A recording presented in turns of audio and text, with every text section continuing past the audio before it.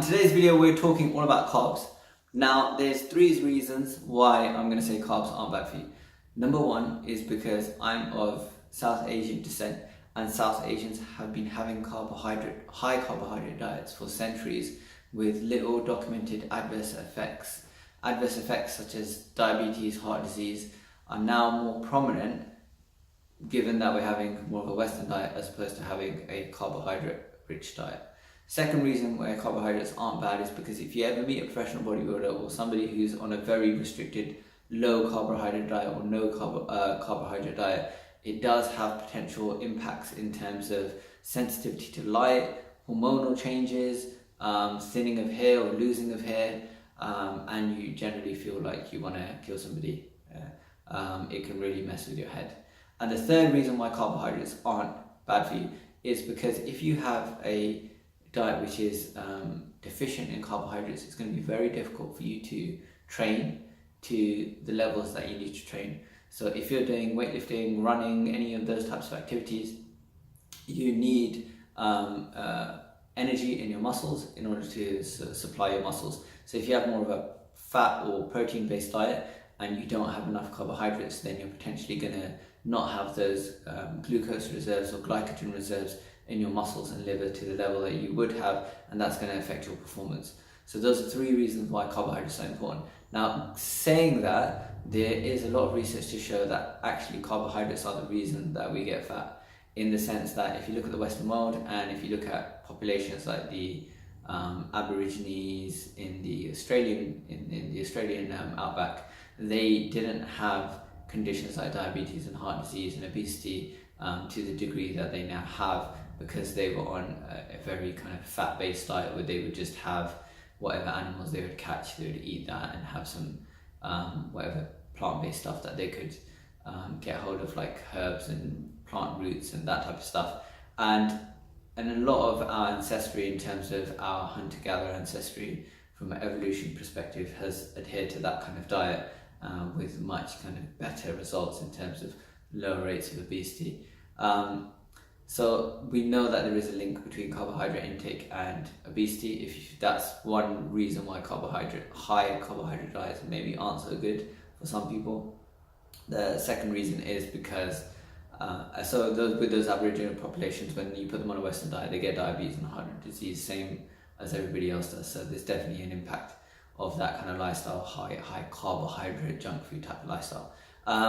The second reason is because if you look at populations like the Eskimos, who have very high lifespans and are part of the blue zone, which means that they are generally really fit and healthy for a long time, they have a diet which is quite low in carbohydrates and is quite high in fat and protein. So that's another reason. And the third reason is because if you know anybody in the fitness industry, or if you know anybody in bodybuilding, you would know that high carbohydrates tend to make you bigger, so you will store more body fat. And if you want more lean or more aesthetic look, then you want to have a six-pack and that type of stuff, then you want to be going more low carbohydrate. So that's a kind of a balanced argument on carbohydrates. There's a lot of demonization of this macronutrient, and I think that the pendulum has swung to the degree that actually we now think carbohydrates are the cause of all of our problems, and that's happened previously with fats. And there's a risk because going too far on one extreme can lead to a lot of problems, not just in your physical health but also in your mental health, and also in terms of deficiencies and other types of issues, as well as impacting on your quality of life, because you're not able to do the things or live a life that's kind of as full of energy and vitality as it should be. So we need to have more of a balanced view on macronutrients. You've got to look at things as the bigger picture. If you look at populations like the certain Japanese populations and the Okinawas, I believe, and the Seventh-day Adventists in California, they have very high carbohydrate diets, around 80% carbohydrate diets, and they are also in the blue zone, so they also have highest number of centenarians out of most of the population. So that's what a blue zone means. It means people who live to 100 and less rates of chronic disease like diabetes, heart disease, all of that type of stuff. So these people are very healthy people, but they all have very different diets. So that's one thing that we need to consider, that actually what's right for somebody else might not be right for you.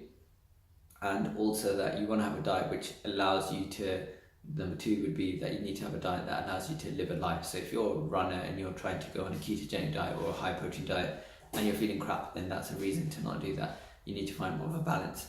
The third reason is because genetically we're more kind of, or less predisposed to be able to digest or respond well. So we to certain food groups or certain things in our diet. So we know that some people are just dairy intolerant, some people have a bit of